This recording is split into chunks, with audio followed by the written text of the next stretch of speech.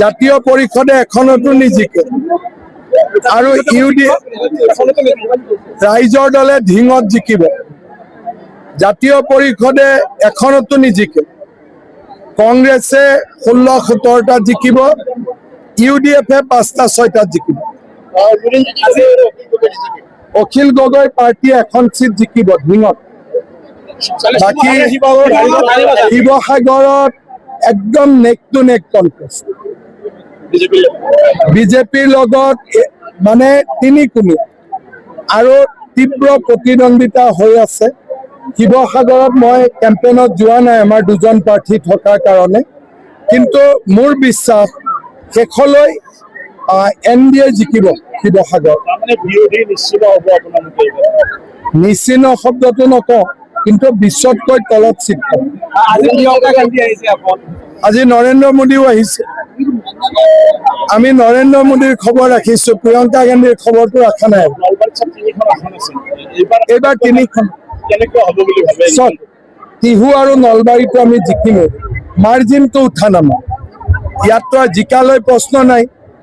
যোৱাবাৰ পাটোৱাৰী 33,000ত জিকিছে, বেয়া হলে এইবাৰ 30,000ত জিকিব, ভাল হলে 50,000ত জিকিব, ইমানেই।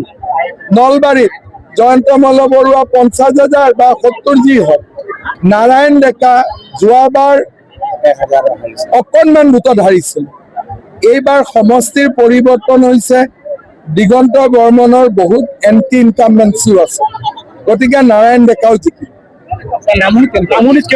নামনিত আমি ধুবুৰীত গোলোকগঞ্জ পাম, বঙাইগাঁৱত আমি অভয়াপুৰী আৰু বঙাইগাঁও পাম, বৰপেটাত আমি বৰপেটা ভৱানীপুৰ, বৰপেটা আৰু বজালি পাম, নলবাৰীত 3খন পাম, BTADত গোটেইকেইখন পাম। এইটোৱে নামনি।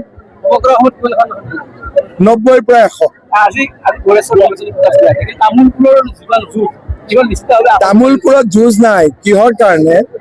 প্ৰমোদ বড়ো MPও MLAও, গতিকে প্ৰমোদ বড়ো যদি জিকে তেওঁতো MPয়ে হৈ থাকিব, আকৌ তামোলপুৰতো বাই ইলেকশ্যনে হ'ব। সেইকাৰণে মানুহে বিচাৰে যে হাগ্ৰামাও থাকক, প্ৰমোদো থাকক, বিশ্বজিতো থাকক। সেইকাৰণে ৰাইজে আজিকালি বুজি পায় যে কাজিয়া কিয় কৰিব লাগে, তই MP হৈ থাক, বিশ্বজিত MLA হৈ থাকিব। মোকে তামোলপুৰৰ মানুহে ক'লে প্ৰমোদ বড়োক হৰুৱাবৰ কাৰণে ভোট নিদিয়ে, বিশ্বজিত দৈমাৰীক জিকাবৰ কাৰণে ভোট দিয়ে। কাৰণ প্ৰমোদ বড়োক জিকাই কি লাভ, 2 মাহ পিছত আকৌ ইলেকশ্যন। গুৱাহাটীতো বিজেপিৰ দুৰ্গ হয়, তাত কোনো সন্দেহৰ একো নাই।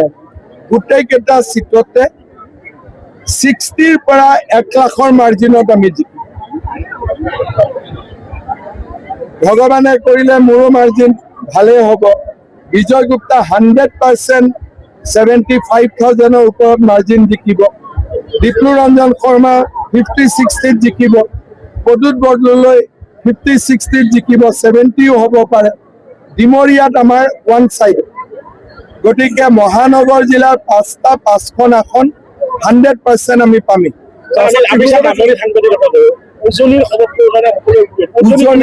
উজনি বুলি ক'লে তাত কেইবাটাও অঞ্চল বুজে।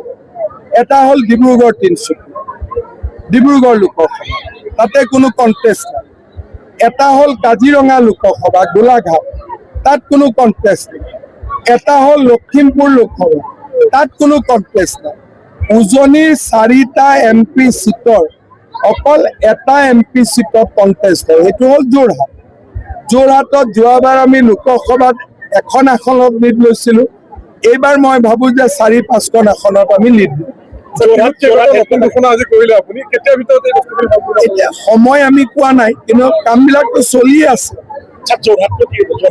মই যোৰহাটৰ খবৰ ৰখা নাই, মই যোৰহাট কিজানি 6 তাৰিখে যাম, তেতিয়া মই গম পাম। আপুনি বিচৰা বাতৰি পাব কেৱল নিউজ 18 এপত।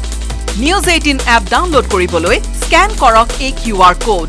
গুগল প্লে ষ্টৰতো পাব এই নিউজ 18 এপ।